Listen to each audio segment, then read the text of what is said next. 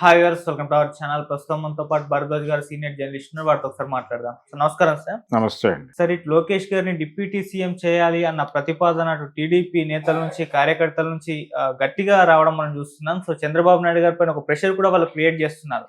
అయితే ఇప్పుడు లోకేష్ గారు డిప్యూటీ సీఎం అవ్వడం అన్నది ఇటు పవన్ కళ్యాణ్ గారికి ఒక ప్రమాదం అని చెప్పేసి ఇక్కడ వీళ్ళు కూడా ఫీల్ అవుతున్నట్టుగా తెలుస్తుంది. అయితే ఇంటర్నల్ గా పవన్ కళ్యాణ్ గారిని కాపాడుకోవడానికి కాపులంతా ఏకం కావాల్సిన అవసరం ఉంది అని చెప్పేసి ఒక నినాదం అయితే సోషల్ మీడియాలో లేకుంటే వాళ్ళు ఇంటర్నల్ గా ప్రచారం చేసుకుంటున్నారని చెప్పేసి కూడా బలంగా వినిపిస్తుంది సార్. మరి కాపులంతా ఏకమై పవన్ కళ్యాణ్ గారిని కాపాడుకోగలుగుతారా ఈ పొలిటికల్ రైవర్లీలో అని చెప్పేసి మాట్లాడుతున్నారు సార్. మరి చర్చకు వచ్చింది, మీరేం చెప్తారు? అంటే ఒక కమ్యూనిటీకి మాత్రమే నాయకుడైన వాడు సీఎం అవ్వలేడు అనేది వాస్తవం. ఓకే, సీఎం కావాలి అంటే కమ్యూనిటీ బలం ఉండాలి, దాంతోపాటు ఒక ఐక్య సంఘటన ఉండాలి. ఇతర కులాలతో ఒక ఐక్య సంఘటన కూడా అవసరం. ఈ ఐక్య సంఘటన దిశగా వెళ్ళాలి తప్ప ఎక్కడా కూడా అవతల వాళ్ళని రెడిక్యూల్ చేస్తూ మాటలు కూడా జారకూడదు. ఆ జాగ్రత్త తీసుకోవాలి. కానీ ఇక్కడ కాపు కమ్యూనిటీ అనే పేరుతో కొన్ని పోస్టులు కనిపిస్తున్నాయి. వీళ్ళు ప్రధానంగా మాట్లాడుతున్న అంశం ఏంటంటే ఒకవైపు అటువైపు టీడీపీ వైపు నుంచి లోకేష్ని యాక్టివేట్ చేయాలి అని తెలుగుదేశం పార్టీ పరిరక్షకులు, తెలుగుదేశం పార్టీ బలంగా ఉండాలని కోరుకుంటున్నటువంటి శ్రేయోభిలాషులు వీళ్ళందరూ కూడా మాట్లాడుతున్నారు. ముఖ్యంగా ఆంధ్రజ్యోతి పేపర్లో ఈ మధ్య దానికి సంబంధించిన వ్యాసాలు పుంఖానుపుంఖాలుగా వచ్చినాయి.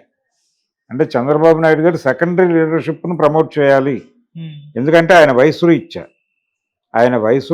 సెకండరీ లీడర్షిప్ను ప్రకటించాలి, ప్రకటించి ముందుకు నడిపించాలి. ఈ రెండు పనులు తెలుగుదేశం పార్టీ భవిష్యత్తు కోసం చేయాలి అని డిమాండ్ చేస్తున్నారు తప్ప ఇంకెవరినో కంట్రోల్ చేయాలని కాదు. అది ఒకటి గమనించాలి. అయితే దీనిలో అవతల వాళ్ళని థ్రెట్గా ఫీల్ అవుతున్నారా అంటే ఫీల్ అవుతున్నారు, అది కూడా ఉంది. ఎందుకు ఫీల్ అవుతున్నారు? నిజానికి ఈ అరెస్టు జరగకపోతే, చంద్రబాబు అరెస్టు జరగకపోతే, పవన్ కళ్యాణ్ మద్దతు ఇవ్వడం లాంటిది జరగకపోతే, ఎన్నికలు ఫ్లాట్గా జరిగి ఉంటే తెలుగుదేశం పార్టీ మొన్న ఎన్నికల్లో పెర్ఫామ్ చేసినట్టుగా పెర్ఫామ్ చేయగలిగితే లోకేష్ ముఖ్యమంత్రి అయి ఉండేవాడు అనేది ఒక అంచనా.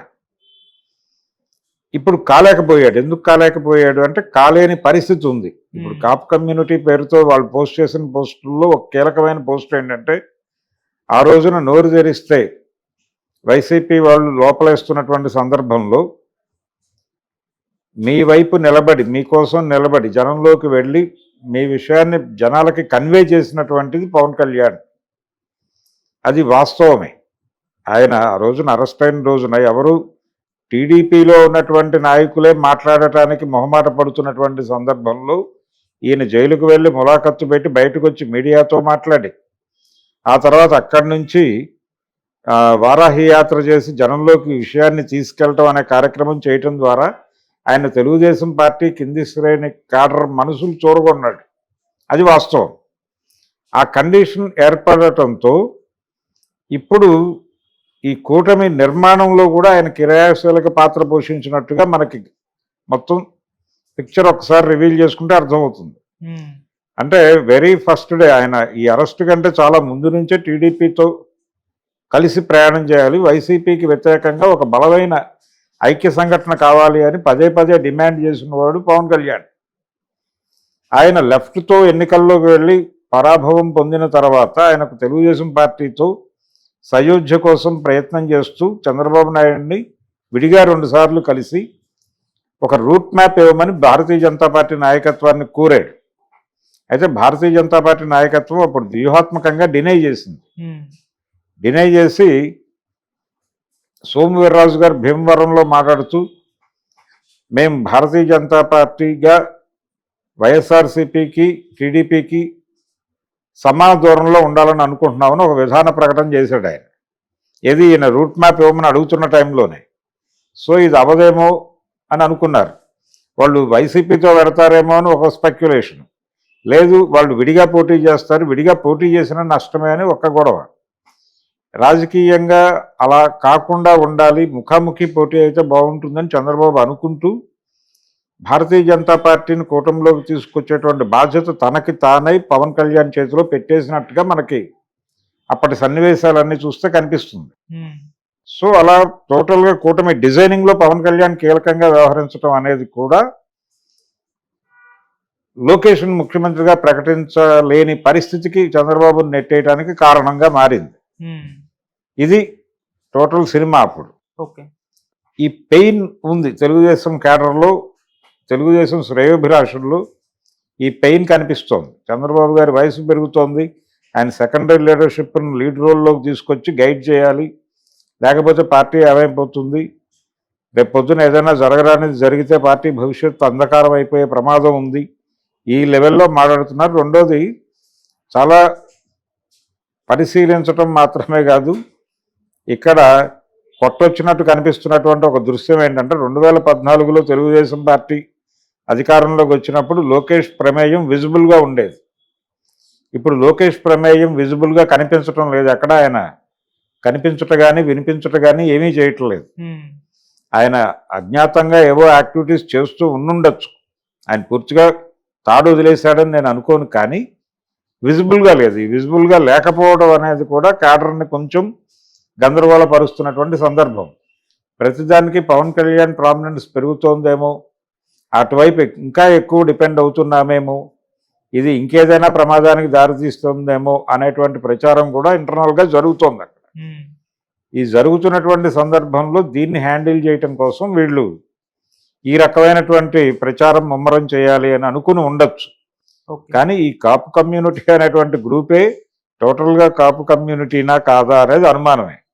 వీళ్ళు ఎవరో కొంతమంది యూత్ ఆ గ్రూప్గా ఏర్పడి వాళ్ళ ఫీలింగ్స్ని కమ్యూనిటీతో షేర్ చేసుకోవడానికి ప్రయత్నం చేస్తూ ఉండుండొచ్చు.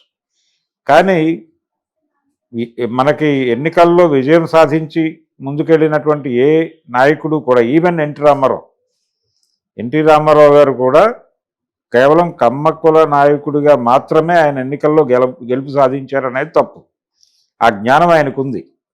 మనం ఒక కుల ప్రతినిధిగా రంగంలోకి దిగితే ఆ కులం ఓట్లు వస్తాయి, మిగిలిన ఓట్లు రావు, మనం దెబ్బతింటామనే జ్ఞానం ఉండటం చేతే ఆయన ఐక్య సంఘటన కట్టాడు.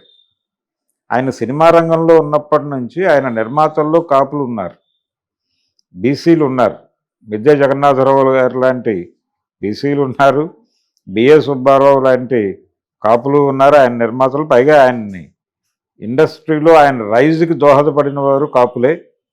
అలాగే ఆయన అభిమానుల్లో కూడా కాపులు గణనీయ సంఖ్యలో ఉండేవారు. వంగవీటి మోహన్ రంగా గారు కూడా ఎన్టీఆర్ అభిమానిని అని చెప్పుకున్నాడు ఒక దశలో. కాబట్టి అక్కడ ఆ హోల్డ్ ఉంది ఆయనకి. దాంతోపాటు తెలంగాణలో బీసీలను తన వైపు మొబలైజ్ చేసుకున్నాడు. ఈ ఐక్య సంఘటన వలన ఆయన ముఖ్యమంత్రి కాగలిగాడు. కానీ ఆయన ఒక కులానికి నాయకుడిగా అయ్యుండే ప్రసక్తే లేదు. అలాగే పవన్ కళ్యాణ్ కూడా ఇప్పుడు కులానికి నాయకుడిగా ఎస్టాబ్లిష్ అవ్వటం ప్రమాదం. ఈవెన్ వంగవీటి రంగా గారు కూడా దీన్ని గుర్తించి ఆయన కాపు గర్జన కాపునాడు పెట్టినప్పుడు కూడా ఆయన ఇతర కొన్ని కులాలు సమీపంలో ఇబ్బందులకు గురవుతున్నటువంటి కులాలని, అలాగే ముఖ్యంగా కింది కులాలని బీసీలని కలుపుకునేటువంటి ప్రయత్నం ఒకటి చేశాడు. అది చాలా విజిబుల్గా కనిపిస్తుంది. ఆయన విజయవాడలో నిర్వహించినటువంటి కాపునాడు సభలో అది కనిపిస్తుంది వేదిక మీద. అందుకని ఆ ఐక్య సంఘటన వ్యూహంలోకి వెళ్ళాలి తప్ప ఇలా తమ నాయకుడిని ఒక కమ్యూనిటీకి పరిమితం చేస్తే. అలాగే వంగవీటి రంగ బ్రాహ్మణ సామాజిక వర్గంతో కూడా చాలా సన్నిహిత సంబంధాలు నేర్పాడు. వాళ్ళకి చాలా ప్రాధాన్యత ఇచ్చాడు. వాళ్ళకి ఏ సమస్య వచ్చినా తాను వెళ్ళి నిలబడేవాడు. ఇదంతా వ్యూహమే. ఈ వ్యూహం ఐక్య సంఘటన వ్యూహంలో భాగంగానే ఇలా వ్యవహరించేవాడు ఆయన. కాబట్టి ఈ ఐక్య సంఘటన లేకుండా ఒక కులానికి నాయకుడిగా ప్రకటించేస్తే ప్రమాదాలు సంభవిస్తాయి. దాన్ని ఈ కాపు కమ్యూనిటీ అనేటువంటి యూత్, వీళ్ళు డెఫినెట్గా యూతే, వాళ్ళు కొంచెం ఎంతూజియాజంతో ఉన్నారు. అలాగే జనరల్గా ఉండేటువంటి ఒక ఫైర్తో ఉన్నారు వాళ్ళు. ఆ ఫైర్ కరెక్టే, కానీ ఆ ఫైర్ని కరెక్ట్ డైరెక్షన్లో తీసుకెళ్ళి పవన్ కళ్యాణ్కి ఒక ఐక్య సంఘటన ఏర్పాటు చేయాల్సినటువంటి అవసరం ఉంది. ఇప్పుడు ఆయన్ని ప్రస్తుతం అధికారాన్ని పంచుకున్నటువంటి కులాలను వదిలిపెట్టేసి అధికారంలో ఏ రకమైన వాటా లేకుండా కేవలం బాధితులుగానే ఉండిపోయినటువంటి అనేక కులాల మద్దతుని అటువైపుకి డైవర్ట్ చేసి ఒక ఐక్య సంఘటన, ఒక విస్తృత ఐక్య సంఘటన నిర్మించగలిగితే ఆయన వీళ్ళ కోరిక నెరవేరుతుంది. కాబోయే సీఎం, ప్రజెంట్ డెప్యూటీ సీఎం అన్ని ఒక నినాదం ఇచ్చారు వీళ్ళు. అది సాకారం అవుతుంది. దాంతోపాటు వీళ్ళు ఇంకొక మాట అంటున్నారు, రాష్ట్రానికి ఒకడే డెప్యూటీ సీఎం అని. ఎందుకు ఈ ఒకడే డెప్యూటీ సీఎం అనే నినాదం ఇస్తున్నారంటే అటువైపు నుంచి లోకేష్ని డెప్యూటీ సీఎం చేయాలి అనేటువంటి ఒక డిమాండ్గా నడుస్తోంది. అయితే ఇవి అటు నుంచి డిమాండ్స్ వస్తున్నాయి కానీ చంద్రబాబు నాయుడు గారు రియాక్ట్ కావడం లేదు. దీని మీద ఆయనకు తెలుసు ఇది కొంచెం ఇబ్బందికరమైన సందర్భం కాబట్టి ఇప్పుడు దీన్ని కెలకకూడదు అనే జ్ఞానం ఉంది ఆయనకి. అందుకని వ్యూహాత్మకంగా మౌనం వహిస్తున్నాడు. కానీ ఈ జరుగుతున్నటువంటి వ్యవహారాలన్నీ ఆయన దృష్టిలో ఉన్నాయి. ఆయన దృష్టి లేకుండా ఇవన్నీ జరగటం లేదు. ఆయనకు తెలిసే కాన్షియస్గానే ఆయన యాక్సెప్టెన్సీతోనే నడుస్తున్నాయి. క్లియర్గా మాట్లాడుకోవాలంటే ఎందుకు ఆయన వ్యూహాత్మక మౌనం వహిస్తున్నాడు దీని పట్ల అంటే, ఇదేదో ప్యారలల్గా జరుగుతుంది, నాకు సంబంధం లేదు అన్నట్టుగా కనిపిస్తున్నాడు. కానీ ఆయనకు తెలుసు ఎందుకు అలా వ్యవహరిస్తున్నాడంటే అదొక రాజకీయ వ్యూహం. ఎన్నికల ముంగిట వరకు ఈ చర్చ జరగాలి. ఆయన డెప్యూటీ సీఎంని చేస్తాడని నేను అనుకోవడం లేదు. ఆయన అలాగే ఉంచుతాడు, ఈ గొడవలు జరపనిస్తాడు, ఈ వివాదాలన్నీ నడవనిస్తాడు. వీటి అవుట్కమ్ ఆయన ఎన్నికల ముందు అతన్ని నేను ప్రస్తుతం పార్టీ పగ్గాలు అప్పచెప్పేస్తున్నాను, మీరందరి కోరిక మేరకు మీరందరూ సపోర్టివ్ సిస్టమ్గా పనిచేస్తారు అని భరోసా ఇస్తున్నారని నమ్మి చేస్తున్నాను ఈ పని. ఇంతకాలం మీరు గగ్గోలు పెట్టారు కదా, ఇప్పుడు ఎన్నికల ముంగిట మీకు ఈ అవకాశం కల్పిస్తున్నాను, మరి మీరు ఏ మేరకు పెర్ఫామ్ చేస్తారో చేసుకోండి అన్న పద్ధతిలో బాధ్యత వాళ్ళని కూడా లింక్ చేసి అప్పుడు అప్పచెప్తాడు. ఆ ఇంజనీరింగ్ ఏదో వర్కౌట్ చేస్తున్నాడు ఆయన నేను అనుకుంటున్నాను. ఇది వాస్తవం, నాకు నా స్పెక్యులేషనే తప్ప ఇది వాస్తవం కాదు. చంద్రబాబు నాయుడు గారి ధోరణి ఎలా ఉంటుంది, ఆయన ఏ విషయాన్ని ఎలా ఆలోచిస్తాడు అనే దానికి సంబంధించినటువంటి కొంత ఉంది కాబట్టి నేను ఇలా మాట్లాడుతున్నాను. ఇది జరుగుతుంది. మరి అంత వ్యూహాత్మకంగా వాళ్ళు వెళ్తున్నప్పుడు వీళ్ళు లూజుగా ఎందుకు వెళ్ళాలి? వీళ్ళు కూడా వ్యూహాత్మకంగా ఒక విస్తృత ఐక్య సంఘటన కోసం ప్రయత్నం చేయాలి. అది రోజువారీ ప్రచారం చేసుకోనక్కర్లేదు. దానికి సంబంధించినటువంటి ఒక పొలిటికల్ వ్యూహం మీకు ఉండి అందరినీ కలుపుకుని వెళ్ళే ప్రయత్నం చేయాలి. ఆ విస్తృత ఐక్య సంఘటన మాత్రమే మిమ్మల్ని అధికారంలోకి తీసుకొస్తుంది. మీ కోరిక కాపు సీఎం అనేటువంటి కోరికని సాకారం చేస్తుంది. అంతే తప్ప ఇలాంటివి స్ప్రెడ్ అవటం వలన ఏం జరుగుతుందంటే నష్టమే జరుగుతుంది. ఇదేదో ఒక కమ్యూనిటీ అభిప్రాయంగా ఫోకస్ అయిపోతే అది ఇతరులని హర్ట్ చేసేటువంటి ప్రమాదం కూడా ఉంటుంది. అటువంటి ప్రమాదాలు చేయకూడదు. ఓపెన్ డయాస్లో మాట్లాడాల్సిన విషయాలు ఓపెన్ డయాస్ మీద మాట్లాడాలి. ఇంటర్నల్గా వాళ్ళు కూర్చుని మాట్లాడుకునేటప్పుడు మాట్లాడుకునేవి మాట్లాడాలి. ఇవి ఇంటర్నల్గా మాట్లాడుకోవాల్సిన విషయాలు. వీటిని ఎక్స్టర్నల్గా మాట్లాడితే ప్రమాదం. మీరు గ్రూపులు నిర్వహించకండి వాట్సాప్ల్లో. మీరు వాట్సాప్ల్లో వాళ్ళని కలుపుకోవడానికి ప్రయత్నం చేసి ఒక మీటింగ్ వేసినప్పుడు మీటింగ్లో మాట్లాడండి. మీటింగ్లో మాట్లాడినవి రోడ్డు మీద పెట్టద్దు. రోడ్డు మీద పెట్టేవి మీటింగ్లో మాట్లాడాల్సిన అవసరం లేదు. ఈ